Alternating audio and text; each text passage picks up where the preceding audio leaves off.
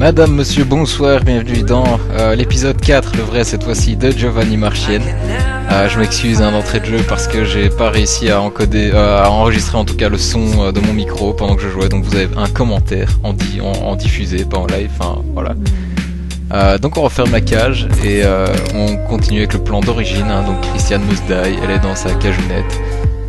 Tout se passe bien jusque là. Voilà, notre pute, elle est toujours là aussi, la vieille peau. Donc il faut entretenir ça, cette relation. Ah bah tiens, Christiane évolue dans sa cage. Désolé, hein, je suis pas vraiment surpris, mais voilà. Elle pourra souffler ses bananes. Et alors voilà, le plan ici, c'était pour pouvoir garder un maximum de points avec Madame Que.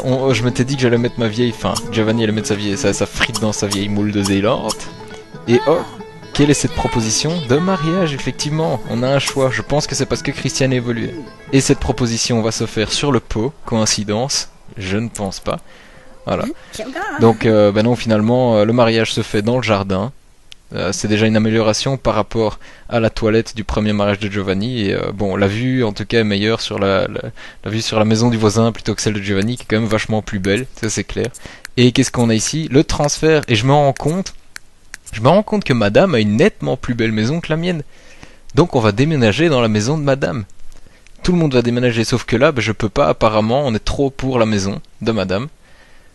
Pourquoi? Ben, je me rends compte que Madame a, regardez dans un instant, Madame a des gosses, Juanita et Selena. Et qu'est-ce qu'on fait alors? On vire une des belles filles.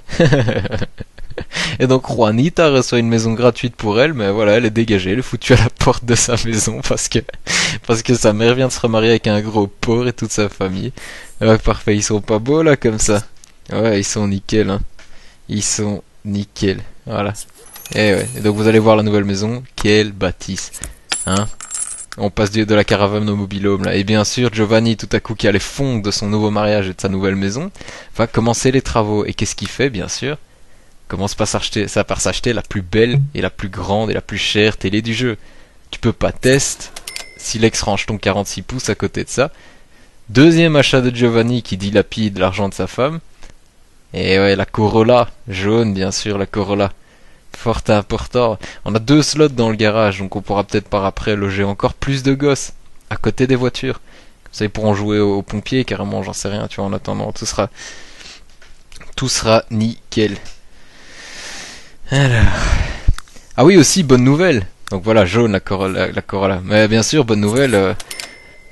Maintenant, Giovanni habite avec une belle fille. Il a une belle fille. Et comme on dit dans la région, un beau-père à Charleroi, faut savoir retenir ses doigts. On va voir combien de temps Giovanni arrive à se retenir sans visite nocturne dans la maison, dans la chambre de sa belle-fille. Alors on vire les jolis lits doubles, etc. Et je refais des bunk beds, des bons vieux lits superposés de l'armée pour mes quêtes, pour qu'ils continuent à travailler. Ici, petite expérience. Hein?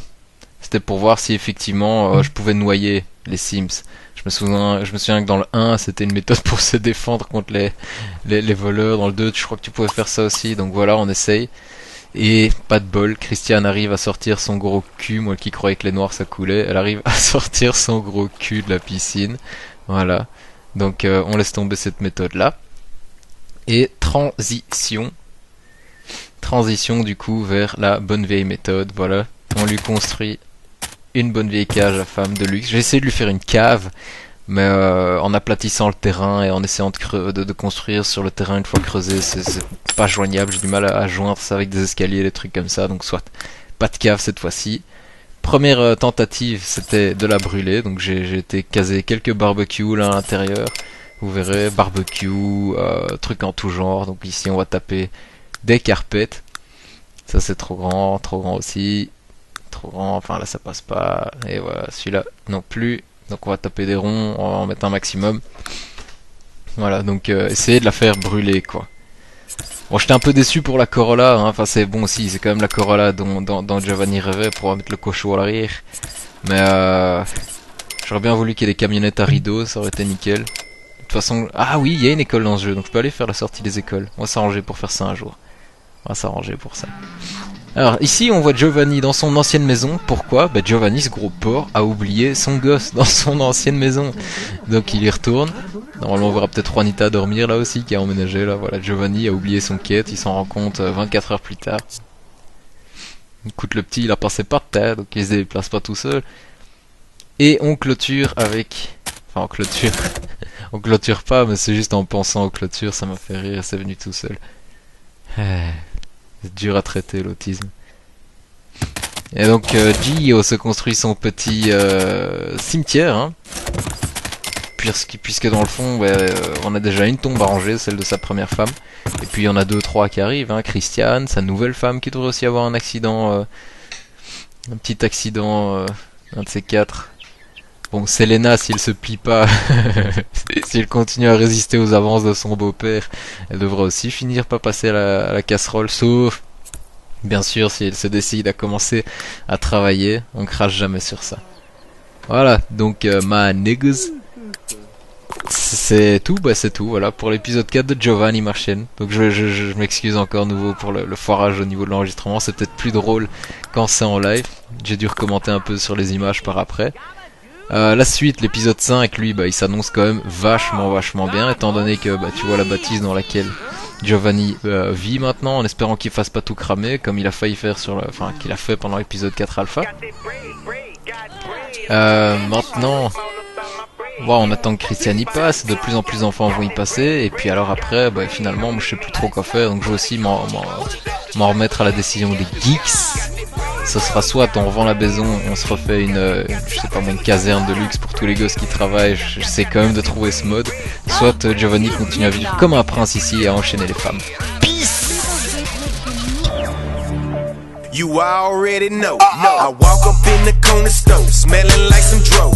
Polo on my body, got them Jordans on my toe. I'm covered up in ice, my chest is 12 below. Rolex on my wrist, and I wear it like a pro. I'm at the Rockets game, somewhere sitting on the floor. I'm right behind the bench, I don't even know the scope. I'm leaning off the floor, and I'm about to post some more. I'm about to hit the dreams.